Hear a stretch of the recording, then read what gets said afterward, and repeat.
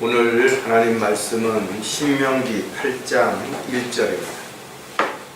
신명기 8장 1절 말씀을 함께 보겠습니다. 내가 오늘 내게 명령하는 모든 계명들을 너희는 지켜 행하라. 그리하면 너희가 살고 번성하며 주께서 너희의 조상에게 약속하신 그 땅에 들어가서 그것을 차지하리라. 잠깐 말씀을 위해서 기도드리겠습니다. 참으로 저희들을 지극히 사랑하셔서 영원한 지옥의 형벌로부터 구원해 주시고 또 자녀로서 특권을 가지고 살아갈 수 있도록 은혜를 베풀어 주심에 다시 한번 감사를 드립니다. 저희들이 늘 정신을 차리고 깨어있는 가운데 주님 다시 오심을 늘 간절히 사모하며 기다릴 수 있도록 인도해 주시고 또 저희들이 그런 가운데 주님 맡겨주신 일들을 잘 감당하고 주님을 기쁘시게 해드리는 아름다운 생애가 될 수 있도록 역사해 주시옵소서. 오늘도 저희들에게 필요한 영의 양식을 공급해 주실 때 저희들이 그 말씀에 잘 경청하게 해주시고 또 듣는 그 말씀들이 저희들의 삶에 있어서 올바른 잣대가 되고 또 지표가 되어서 또 교훈이 되어서 저희들이 헛되이 의미 없이 하루를 보내는 일이 없도록 저희들의 모든 생활 속에서 주님 함께 해주시옵소서. 다시 오실 우리 주 예수 그리스도의 이름으로 기도드렸습니다.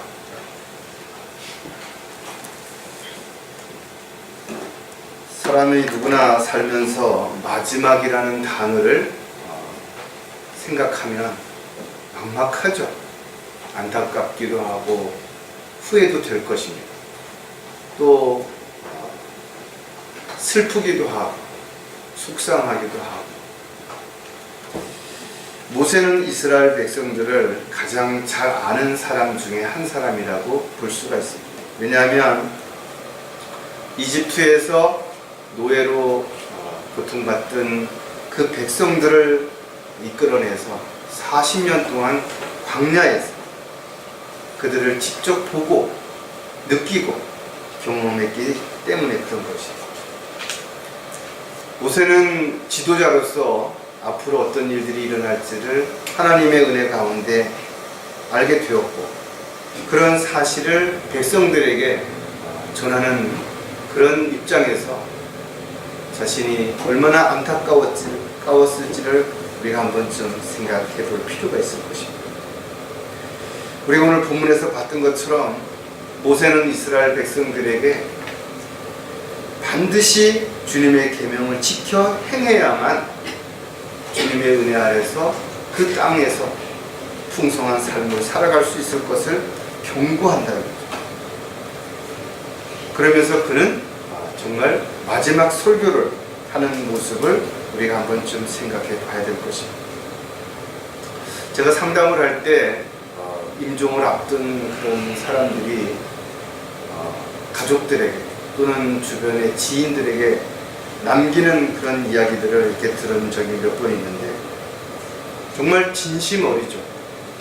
특히 사랑하는 가족들이라든지 자식들 중에 뭔가 좀 부족하거나 도움이 필요한 그런 자녀들을 둔 입장에서라면 더더욱 안타까울 것입니다.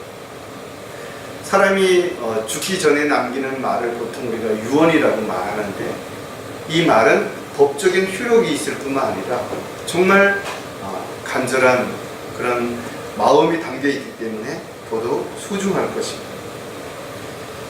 인생을 어떻게 살았든 간에 사람은 누구나 한 번쯤 죽음 앞에 서게 될 것이고 그 죽음을 앞둔 입장에서 남기는 말이라면 그 말이 무슨 말이든 정말 귀담아 들어야 될 것이고 또 진심 어린 충고라면 반드시 지켜 행해야 될 것이 분명할 것입니다. 우리는 오늘 모세의 마지막 설교를 통해서 그의 마음을 그리고 이스라엘 백성들이 행했던 그런 모습들을 다시 한번 점검해보고 우리는 어떻게 살아야 할지 어떤 자세로 살고 있는지를 생각할 수 있는 그런 시간을 갖기로 원합니다. 오늘 설교 제목은 모세의 설교를 통해 반드시 배워야 할 것들입니다. 모세는 자신이 가나안 땅에 들어갈 수 없다라는 사실을 알고 있었고, 그래서 후계자인 여호수아와 이스라엘 백성들에게 마지막 경고와 당부와 그리고 부탁의 말씀의 내용을 가지고 설교하는 그런 내용을 우리가 신명기에서 볼 수가 있습니다. 이스라엘 백성들은 자신들 앞에 어떤 문제가 있는지 또 어떤 어려움이 닥칠지 아무것도 알지 못한 채 지긋지긋하게 40년 동안 광야 생활이 끝난다라는 그 사실과 또 적과 꿀이 흐르는 땅에서 잘 먹고 잘 살 수 있는 그런 기분에 들떠 있었던 그런 상황에서 느닷없이 모세는 오히려 그들에게 경고의 메시지를 보내는 내용을 우리가 여기서 볼 수가 있는 거죠. 어떻게 보면 모세의 이런 마지막 설교는 정말 진심 어린 사랑의 어떤 그런 표시라고 우리가 볼 수가 있을 것입니다. 저 역시 설교할 때마다 어쩌면 이 설교가 마지막에 될 수도 있다는 생각을 한번 해봅니다. 그러면서 정말 모세와 같은 심정으로 설교를 해야지 이런 각오를 가지기도 해요. 하지만 또 설교를 하고 나면 많이 부족하고 또 열심히 다하지 못한 부분에 대해서 자책을 하기도 합니다. 한 가지 분명한 것은 모세의 설교뿐만 아니라 지금도 마찬가지고 앞으로도 마찬가지고 많은 사람들이 말씀을 통해서 경고를 듣게 되고 또 당부의 말씀을 알았음에도 불구하고 틈만 나면 이스라엘 백성들이 그랬던 것처럼 하나님의 뜻과 계획에서 벗어나서 육신적인 세상적인 것들로 인해 마음을 뺏긴 채 헛된 시간을 낭비하며 살아가는 사람들, 또 실족하는 배교하는 그리스도인들도 얼마든지 있을 수 있다는 것입니다. 구약 성경을 기록한 가장 확실한 목적은 로마서 15장 4절에서도 말씀하고 있는 것처럼 무엇이든지 전에 기록된 것은 우리의 교훈을 위하여 기록된 것이니 이는 성경이 주는 인내와 위로로서 소망을 지니게 하려 함이라. 저와 여러분이 이스라엘의 역사를 통해서 또 모세가 오늘 남긴 마지막 설교를 통해서 참된 의미와 교훈을 반드시 배워야 할 것입니다. 오늘 우리가 모세의 설교를 통해서 반드시 배워야 할 세 가지를 하나씩 살펴볼 텐데, 첫 번째, 아무것도 두려워하지 말아야 한다는 것입니다. 사람이 살면서 어떤 일이 일어날지 우리는 알 수가 없어요. 상상도 못할 일들이 일어날 수도 있고 전혀 생각지도 않았던 문제들, 어려움이 우리에게 닥칠 수도 있다는 것이죠. 인간적인 입장에서 보면 누구나 근심, 걱정, 염려가 없는 사람은 아무도 없을 것이죠. 한 가지 문제가 해결되면 또 다른 문제가 또 다가오게 되는 것이죠. 한 가지 고난을 해결하고 나면 또 다른 고난과 역경들이 닥치기 때문에 그렇습니다. 모세가 그동안 보여주신 다양한 경험을 통해서 하나님께서는 하나님을 믿고 따르는 그런 사람들을 어떻게 지켜주시고 또 돌봐주시고 보호해 주시는 것인가를 우리는 출애굽 과정에서부터 시작해서 40년 동안의 광야 생활을 끝내고 드디어 족과 꿀이 흐르는 가나안 땅에 들어가는 그 과정들을 보면서 늘 주님이 함께 계셨고 주님께서 필요한 것들을 먹이시고 또 돌봐주셨음을 우리가 분명하게 알 수 있는 것입니다.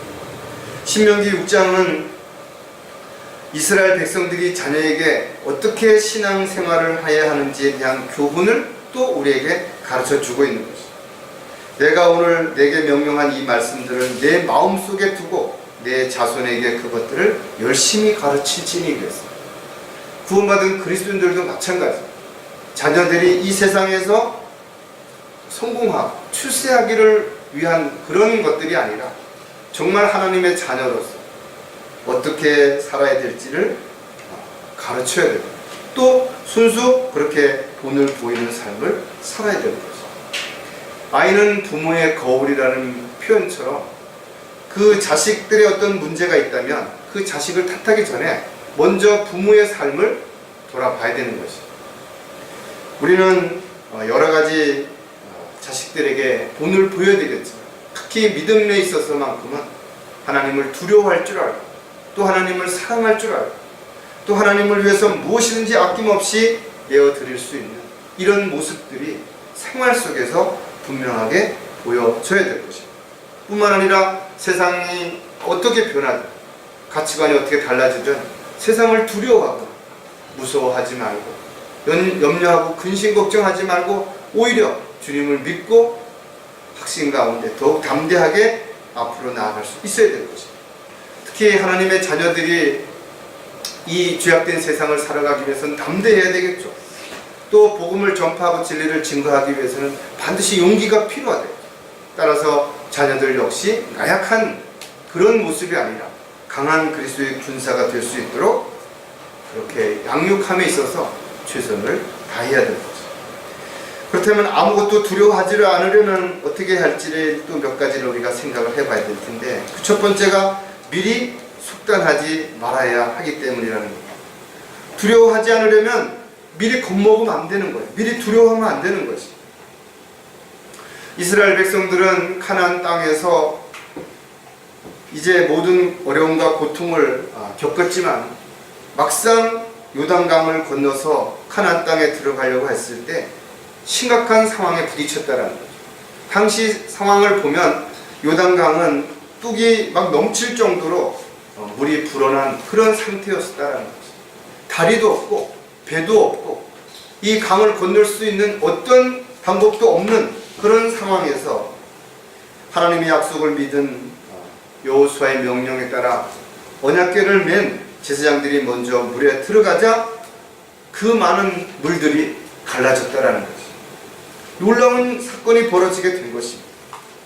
하지만 요단강을 건넌 이스라엘 백성들에게 모든 것이 끝난 것이 아니라 생각지도 않았던 또 다른 장애물이 그들을 기다리고 있었는데 바로 여리고 성읍이었다라는 거죠.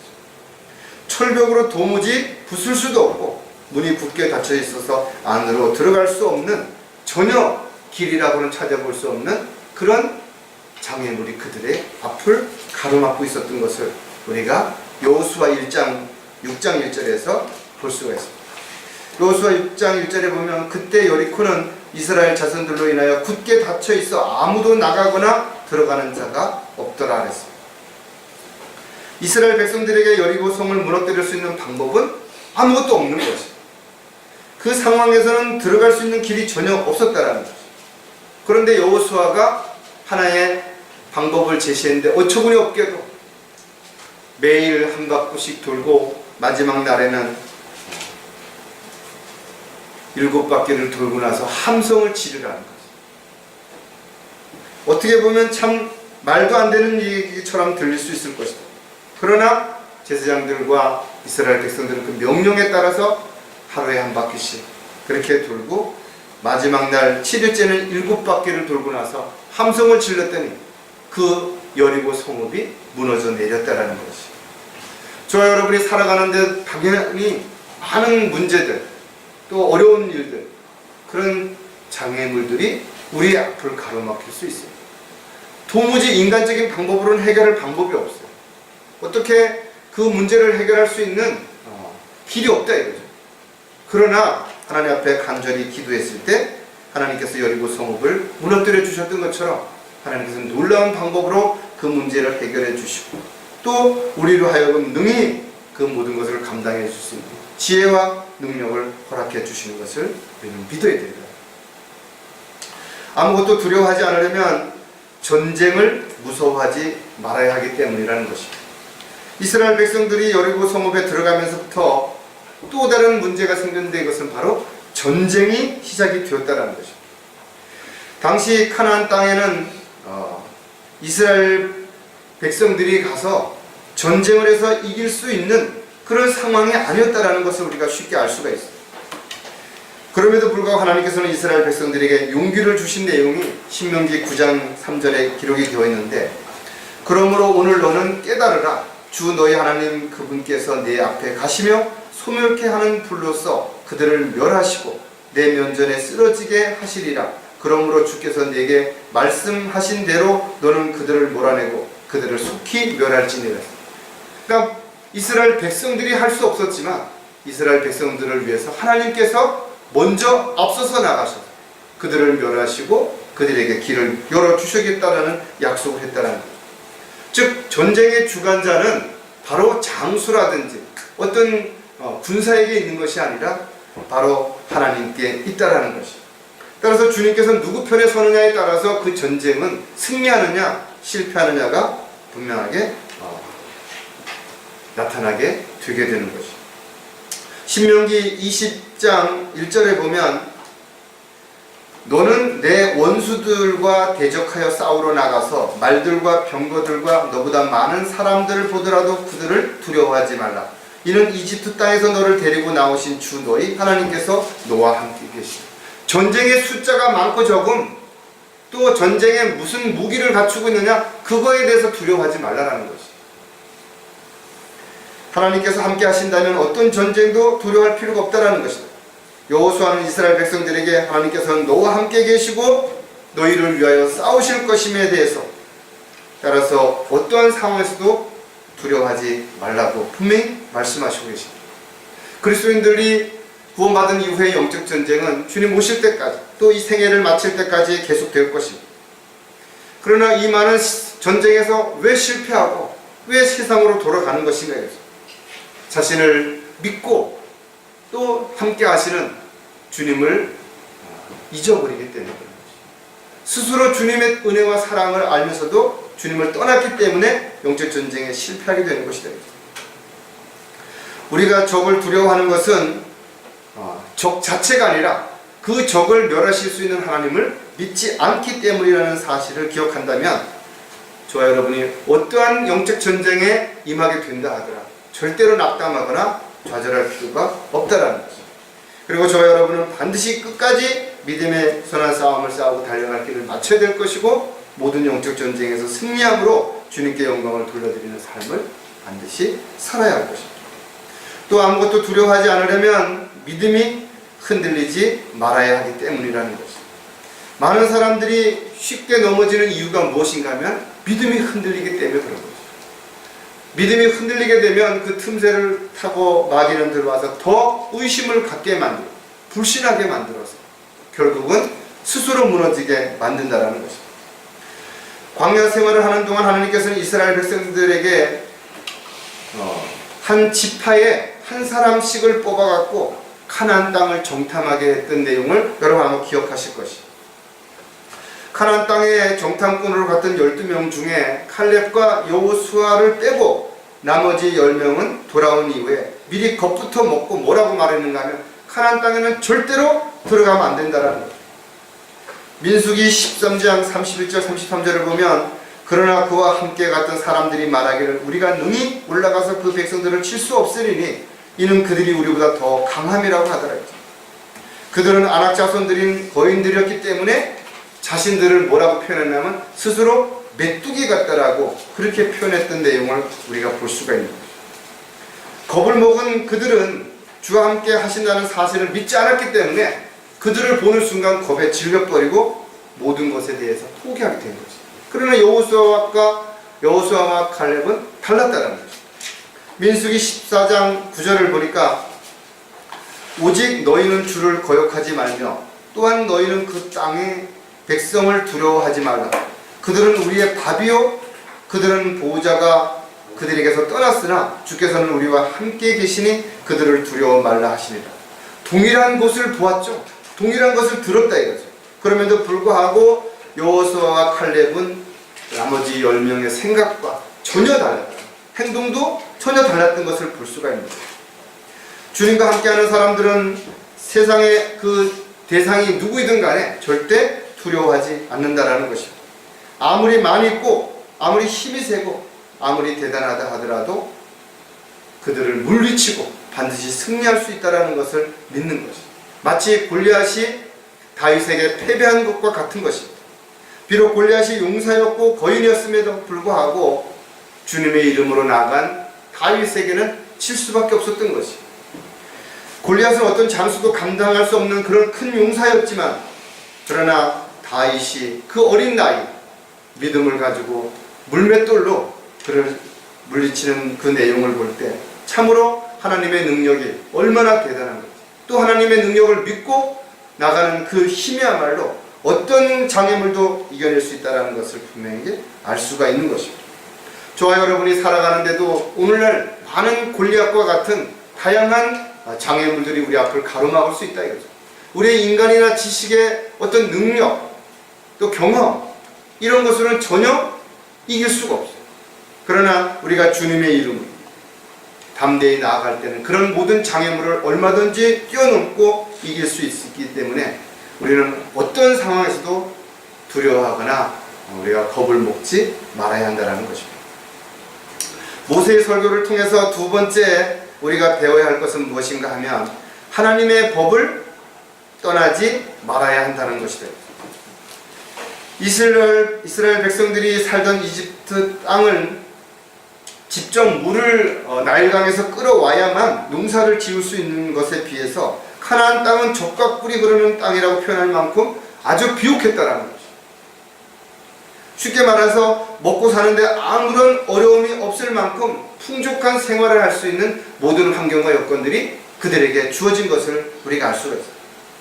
신명기 11장에 보니까 그러므로 너는 주 너희 하나님을 사랑하고 그의 책무와 그의 규례들과 그의 명령들과 그의 계명들을 항상 지킬지니라. 왜? 그렇게 하면 풍성한 삶이 지속될 수 있다는 거죠. 다시 말해서 하나님의 법을 지키지 않는 하면 풍성한 삶이 지속될 수 없게 되는 거죠. 그래서 내가 오늘 너희에게 명령하는 나의 계명들에 너희가 열심히 경청하고 주 너희 하나님을 사랑하며 너희 마음을 다하고 너희 혼을 다해 그를 섬기면 내가 그 때를 맞추어 너에게 이른 비와 늦은 비를 너희 땅에 내릴 것이니 내가 내 곡식과 내 포도주와 내 기름을 거둘 것이요 또 내가 내 가축을 위하여 내 들에 풀을 보내리니 내가 먹고 배부리리라. 하나님께서 모든 부분들을 채워주시고 돌봐주시겠다는 약속이다. 이스라엘 백성들은 오히려 풍족한 생활이 지속됐을 때 그들은 하나님을 버렸다는 거죠. 하나님의 법을 지키지 않았던 것을 우리가 볼 수가 있어요. 모세의 마지막 설교를 보면 분명히 이스라엘 백성들이 가나안 땅에 들어가게 되면 그들이 반드시 하나님의 법을 버릴 것이고 하나님의 뜻대로 살지 않을 것을 경고했음에도 불구하고 그들은 결국 그 설교 그대로 그렇게 하나님의 법을 떠나게 됐다는 것을 우리가 알 수가 있는 거죠. 오늘날도 마찬가지로 하나님의 말씀에 경고가 있음에도 불구하고 끊임없이 메시지가 전해지는데도 불구하고 하나님의 법을 떠나서 믿음에서 떨어져 나가는 그리스도인들이 있다는 거죠. 마지막 때는 수많은 그리스도인들이 배교하게 될 것이라는 경고에 합당하게 그렇게 될 거라는 것이죠. 너무나 안타깝지만 수많은 사람들이 주님을 떠나고 진리를 저버리게 될 것이라는 거죠. 자, 그렇다면 하나님의 법을 떠나지 않으려면 어떻게 해야 되는 것인가? 또 몇 가지 우리가 생각해 보면 받은 것들에 불평하지 말아야 하기 때문이라는 거죠. 가나안 땅은 말 그대로 젖과 꿀이 흐르는 비옥한 땅이 분명하죠. 하나 예를 들면 포도 한 송이를 장정 2명이 장대에 메고 옮길 정도로 컸다라는 것입니다. 이스라엘 백성들은 광야의 어려움과 고통으로부터 벗어나서 너무나 풍족한 생활 속에서 그들은 얼마 지나지 않아서 하나님의 은혜를 모두 잊어버리고 하나님의 그 말씀에 따라서 모세가 했던 설교를 외면했던 것을 볼 수가 있습니다. 내가 그들의 조상에게 맹세한 젖과 꿀이 흐르는 그 땅으로 인도하여 드리고 나서 그들이 먹고 배부르고 살찌면 그때는 그들이 다른 신들에게로 돌이켜 그들을 섬기고 나를 멸시하여 내 언약을 어기리라. 이것이 경고예요. 그런데 실질적으로 그렇게 했다라는 거예요. 모세가 강력하게 경고했음에도 불구하고 그들은 그것을 지키지 않아 그 설교 그대로 그런 모습들을 보여주게 됩니다. 신명기 28장 47절에 보니까 내가 모든 것이 풍족할 때에도 주 너희 하나님을 기쁨과 마음의 즐거움으로 섬기지 아니하였기 때문에 오히려 어렵고 힘든 상황에서는 주님을 잘 섬기다가도 또 경제적으로 좀 여유가 생기고 또 어떤 문제들이 해결되면 오히려 더 세상으로 돌아가는 사람들이 얼마든지 있죠. 이스라엘 백성들만 그러는 거 아니라 이거죠. 지금도 구원받은 그리스도인들도 얼마나 많은 그리스도인들이 그렇게 살아가는 것입니다. 이스라엘 백성들은 풍족한 생활 속에서 감사함과 기쁨으로 살지 못하고 오히려 그들은 여유가 생김으로 인해서 그 말씀에 경고했던 대로 그들은 이방 신을 섬기게 될 이방 여인을 아내로 삼는 그런 일들이 일어났던 것을 볼 수가 있다는 거예요.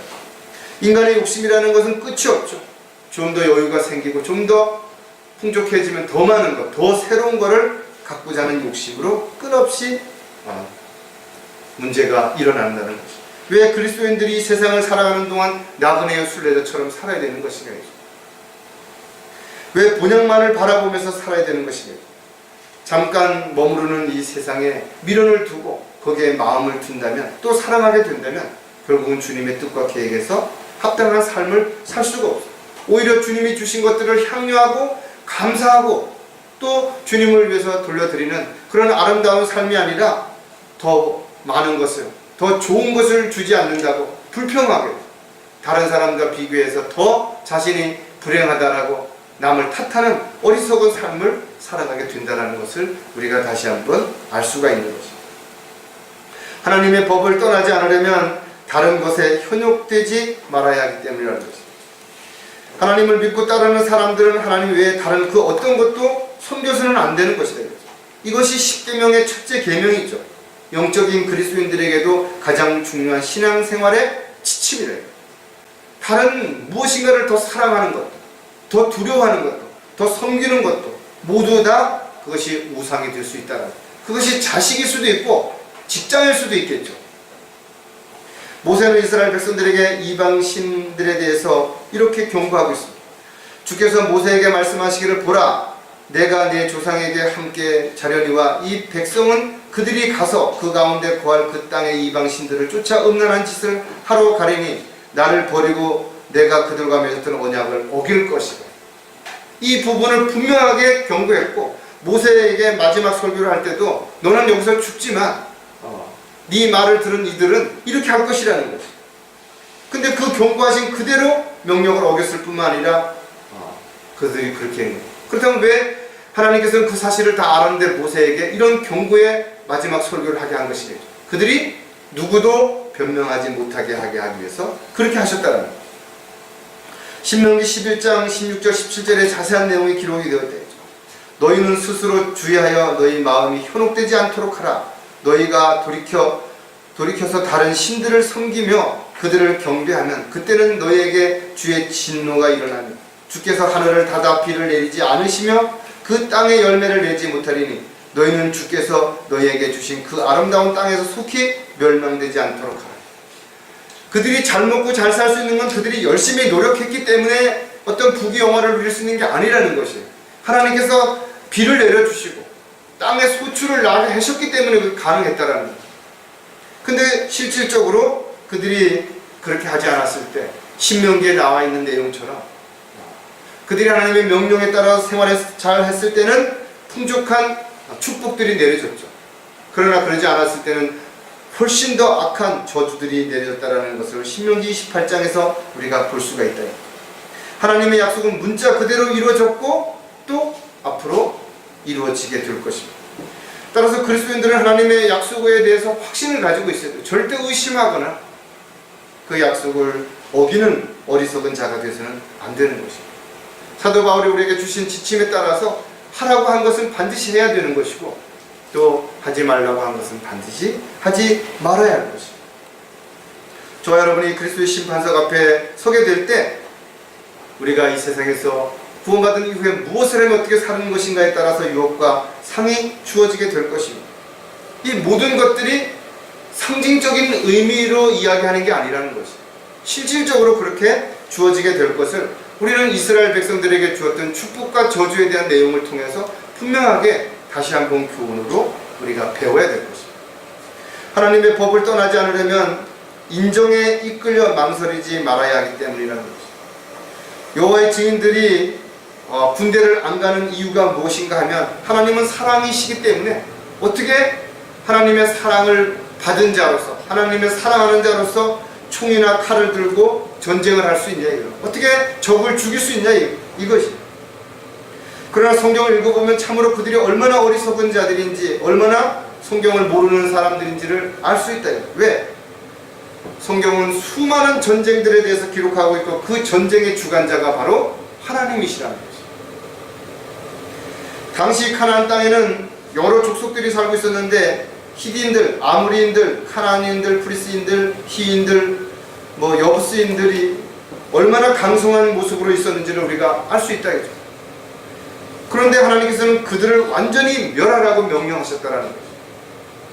심지어는 전쟁에서 승리함으로 성읍을 점령하게 되면 가축들, 즉 소나 양이나 이런 것들도 모두 죽이라는 거죠.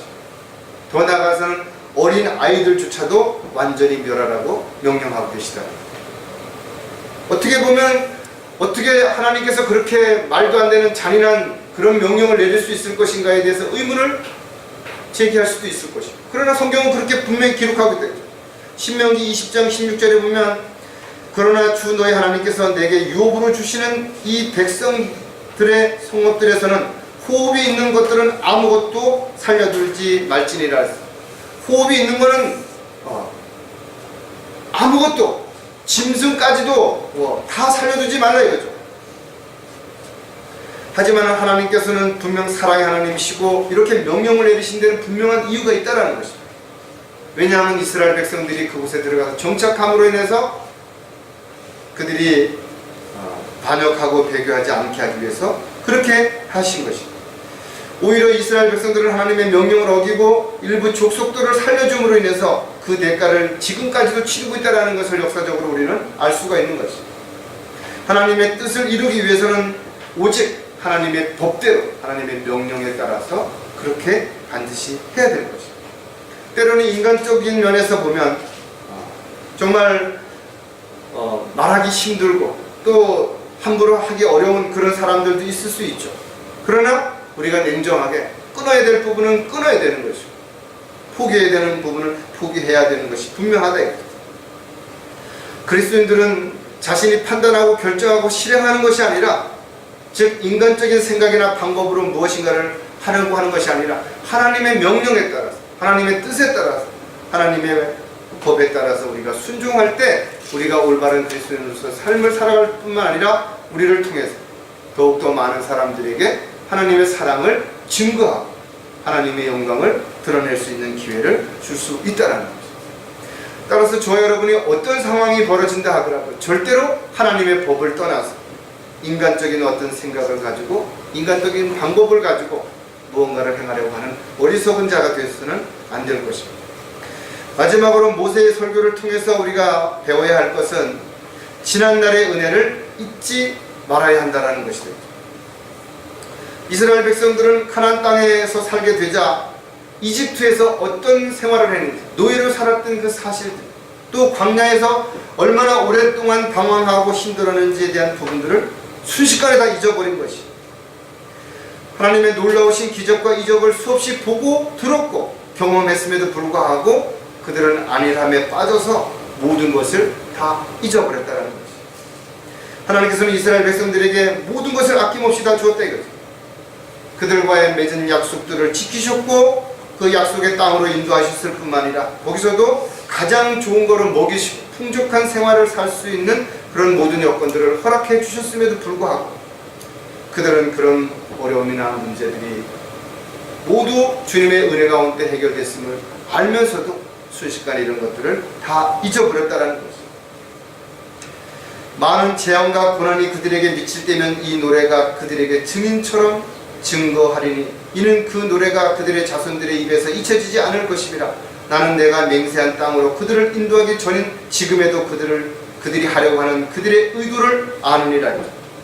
그러니까 그들이 어떤 것인지 어떤 생각을 갖고 있는지를 하나님께서는 다 알고 계시는 거죠. 저와 여러분이 무엇을 판단하고 결정하든 또 어떤 계획을 세우든 주님은 그걸 시작하기도 전에 다 알고 계시다라는 거예요.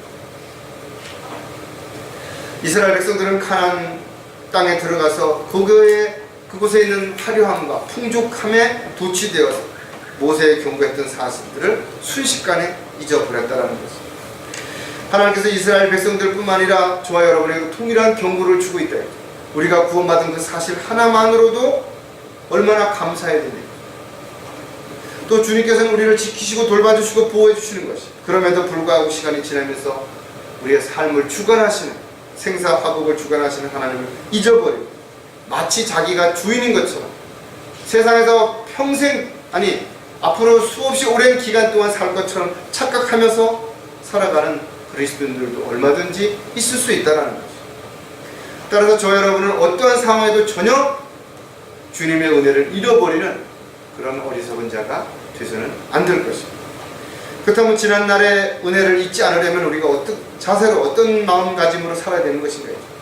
과거의 신분을 잊지 말아야 하기 때문입니다. 이스라엘 역사를 여러분들이 잘 기억하실 겁니다. 요셉이 총리 대신이 되어서 야곱과 그 아이들이 고센 땅에 내려갈 정착함으로 인해서 그곳에서 이스라엘이라고 하는 한 민족이 태동되는 근거가 된 것입니다. 하지만 요셉이 이제 함께 했던 파라오가 죽고 그 다음에 그의 아들 파라오가 왕이 되면서부터 이스라엘 백성들은 오히려 이집트에 걸림돌이 된 것이에요. 혹시라도 그들이 반역을 저지르거나 이웃에 있는 나라들과 야합해서 이집트를 공격하면 어떨까, 이런 두려움 때문에 이스라엘 백성들이 태어나는 그 아이들을 모두 산파를 시켜서 죽게 했던 그런 일들을 우리가 성경을 통해서 알 수가 있죠. 또 이스라엘 백성들을 모두 노예로 삼아서 피돔과 람셋을 건축하게 하여 다른 마음을 품지 못하도록 그렇게 혹독하게 했던 내용들을 우리가 알 수가 있다. 그게 이스라엘 백성들이 살았던 모습들, 얼마나 그들이 살기가 힘들었으면 하나님 앞에 간구를 했고 정말 살려달라고 그렇게 간절하게 했는지를 우리가 성경을 통해서 알 수 있다. 출애굽기 1장 14절에 보면 그들의 생활을 고된 노예 생활, 즉 흙 이기는 일과 벽돌 만드는 일과 그래서 섬기는 모든 일에서 더욱 힘들게 하더라. 그들이 이스라엘 백성들을 섬기도록 하는 모든 일이 엄격하더라. 어떤 상황인지를 우리가 알 수가 있죠. 철저하게 노예처럼 부려먹었다는 거죠. 그들의 부르짖음이 하나님께 상달되었고 하나님께서는 모세를 부르셔서 노예로 생활하고 있는 굶주린 이스라엘 백성들을 인도해 내셨다는 거죠. 430년의 끝, 즉 그날이 되었을 때 주의 모든 군대가 이집트 땅에서 나왔더라. 그들이 이집트 땅에서 출애굽할 수 있었던 시기도 이미 정해졌다는 것을 우리는 성경을 통해서 알 수 있는 거죠. 조금만 힘들고 어려움이 생길 때마다 이집트에서 나온 그 백성들은 오히려 모세를 공격하고 오히려 노예 생활로 굶주렸던 다시 이집트로 돌아가자고 했던 내용들을 우리가 볼 수가 있어요. 하나님을 반역하는 일도 수없이 했다라는 것이. 가나안 땅에 정착한 후에도 그들은 그런 자신들의 과거에 얼마나 힘들었는지를 잊어버리고 역시 세상 풍조를 따라서 그렇게 살았던 것을 볼 수가 있어요. 사도 바울은 그리스도인들에게 주는 지침서에서도 이렇게 말하고 있다. 과거에는 이 세상의 풍조를 따르고 공중 권세의 통치자 곧 지금은 불순종의 자녀들 안에서 역사하는 영을 따라 행하였으니 저와 여러분 모두 그렇게 살았다 이거죠. 육신의 정욕대로 행하고 육신의 마음과 욕망을 이루고자 하는 다른 자들과 마찬가지로 본래 진노의 자녀로 살았다 이거죠. 그런데 저와 여러분이 예수 그리스도를 믿음으로 하나님의 자녀가 된 것이 모두 주님의 은혜 가운데 우리가 구원받고 지금 이렇게 산 소망 가운데 살고 있다는 거예요. 그런데 순간순간 우리가 그런 사실을 잊어버리고 옛날에 구원받기 전에 세상에서 죄를 짓고 마음껏 살았던 그런 어리석은 삶으로 돌아가고자 하는 그런 안타까운 모습들을 우리가 보였을 때 얼마나 마음 아픈지 여러분도 아마 생각하실 거예요. 과거의 신분을 잊어버리는 순간 자신이 뭐가 된 것처럼 착각하게 되고 그 고마움을 한순간에 다 잊어버리게 되는 거죠.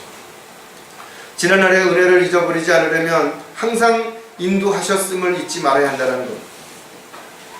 이스라엘 백성들이 이집트에서 나온 이후에 광야 생활 속에서 어떻게 하나님께서 인도하셨는지를 우리는 너무나 잘 알고 있는 거죠. 그들은 자신의 어떤 힘이나 능력이나 어떤 경험을 가지고 광야에서 무언가를 한 것이 아니라는 거죠. 풀 한 포기 물 한 모금 마실 수 없는 이 사막에서 오로지 살 수 있는 유일한 방법은 하나님의 놀라우신 능력이 아니고는 불가능한 그런 것을 그들은 경험했던 것을 볼 수가 있어요. 그들이 어디로 가야 되는지 지도도 없다.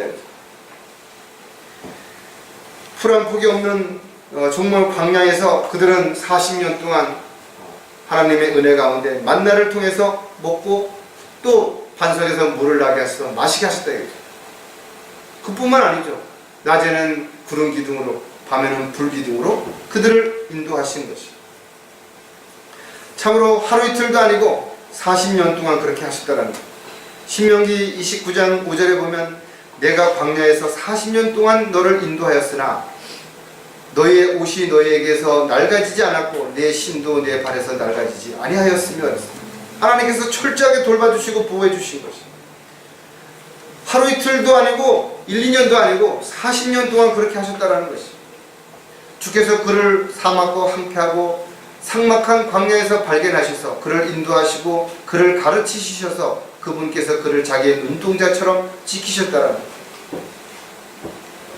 그런 은혜를 받은 사람들, 이스라엘 백성들은 하나님의 선택받은 민족으로 언제 어디서든 이런 도움과 은혜를 받았음에도 불구하고 그들은 하나님의 그 은혜를 저버렸다는 것이죠. 오늘날도 마찬가지죠. 저와 여러분이 어떤 문제나 어려움에 부딪혔을 때, 또 세상적인 어떤 일로 인해서 힘들어질 때 많은 사람들이 하나님의 은혜를 잊어버리고 오히려 불평하고 또 무언가를 탓한다면 참으로 우리가 이스라엘 백성들하고 무엇이 다른 것인가. 오히려 우리는 하나님의 은혜로 구원받았기 때문에 이스라엘 백성들보다 더 큰 은혜를 받은 사람들이 분명하죠. 그럼에도 불구하고 이런 사실을 잠깐이라도 잊게 된다면 우리가 헛된 데 마음을 빼앗기게 됩니다. 세상에 있는 헛된 것들에 욕심을 두게 되면 쓸데없는 일로 인해서 주님과의 관계가 멀어지고 추위를 짓게 되는 그런 상황이 벌어지게 되는 거죠. 어떠한 이유로도 주님 오실 때까지, 주님 부르실 때까지 하나님의 은혜와 사랑을 절대로 잊어서는 안 된다. 또 매일매일 우리를 인도하시는 주님을 절대로 잊어서는 안 되는 거죠. 내가 무엇을 하려고 계획 세우는 것이 아니라 주님의 인도하신 가운데 주님의 계획 안에서 우리가 순종하는 삶을 살아가는 저와 여러분이 반드시 되어야 될 것입니다. 지난날의 은혜를 잊지 않으려면 주님의 길에서 벗어나지 말아야 한다는 것. 신명기 6장에 보면 4절에서 5절에 있는 내용을 우리가 보통 쉐마라고 말하는데 유대인들의 신앙 고백처럼 그들이 외우는 말씀 가운데 하나예요. 오 이스라엘아 들으라. 주 우리 하나님은 한 분 주시니 너는 마음을 다하고 내 혼을 다하고 내 힘을 다하여 하나님을 사랑할지니라. 주님께서도 가장 크고 첫째 되는 계명이 바로 하나님을 사랑하는 것이고 이웃을 사랑하는 것이라고 우리에게 가르쳐주고 있는 것을 볼 수가 있습니다. 세상에 살면서 우리는 무엇을 사랑해야 되는 것인가, 또 얼만큼 사랑해야 되는 것인가. 한마디로 말해서 저와 여러분은 세상보다 하나님을 더 사랑해야 되는 것이고 하나님을 사랑하기 위해서는 세상의 무엇도 다 버릴 수 있는 그런 용기가 반드시 필요하다. 하나님을 위해서라면 자신이 가지고 있는 것이 물질이든 시간이든 그 어떤 것이든 아낌없이 드릴 수 있는 헌신된 삶이 되어야 되는 것이고 심지어는 자신의 생명까지도 아까워하지 않고 언제든 내놓을 수 있어야 됩니다. 시편 기자의 고백만이 아니라 저와 여러분 또 마지막 주님의 그 말씀을 지키기 위해서 화형대 앞에서 순교를 당하면서도 끝까지 믿음을 지켰던 그들처럼 우리의 고백도 동일하게 오직 주님만을 사랑하고 주님만을 소망하며 기다릴 수 있는 저와 여러분이 되어야 될 것입니다. 시편 44편 18절에 보면 우리의 마음이 돌아서지 아니하였으며 우리의 발걸음도 주의 길에서 벗어나지 아니하였나이다. 저와 여러분이 어떤 상황에도 주님이 인도하시는 길에서 벗어나서 안 됩니다. 곁길로 가면 안 되는 것이죠.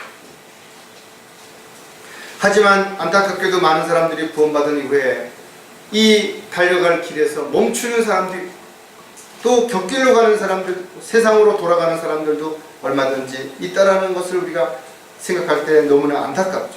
신앙생활이라는 것은 결국 나보다 주님을 더 사랑하고 내가 기뻐하는 것이 아니라 주님을 기쁘시게 해드리는 그런 삶을 사는 그런 삶이 지속되는 것이 분명하다.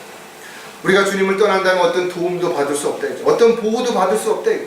이스라엘 백성들이 경고를 들었음에도 불구하고 과거의 입장과 형편을 잊고 현실의 풍족함에 안주했고 하나님의 법을 떠나서 이방신을 섬기고 결과적으로 가나안 땅에서 쫓겨났던 내용들을 우리가 교훈으로 삼는다면 저와 여러분이 아무리 힘들고 어렵다 하더라도 우리의 신분을 기억하고 또 하나님의 은혜와 사랑을 기억한다면 끝까지 달려갈 길을 마치고 한 사람도 낙오하지 않고 배교의 물결을 거슬러 올라가고 끊임없이 주님만을 사랑하며 주님 맡겨주신 일들을 감당하다가 주님 앞에 설 수 있는 저와 여러분이 되시기를 주의 이름으로 부탁을 드리겠습니다. 기도하겠습니다. 하나님 아버지, 참으로 감사를 드립니다. 오늘도 말씀을 통해서 저희들이 어떤 자세로 또 어떤 마음가짐으로 또 어떤 행동으로 주님의 도구로 일꾼으로 쓰임받고 또 열매 맺는 삶을 살아야 되는지를 알게 되었습니다. 다시 한번 주님의 말씀에 따라 저희들이 해서는 안 되는 일과 반드시 해야 하는 일을 구별해서 정확하게 그 말씀에 따라 순종하며 살아가는 그런 저희들이 되도록 도와주시옵소서. 모든 것을 주님께 의탁합니다. 다시 오실 우리 주 예수 그리스도의 이름으로 기도드렸습니다.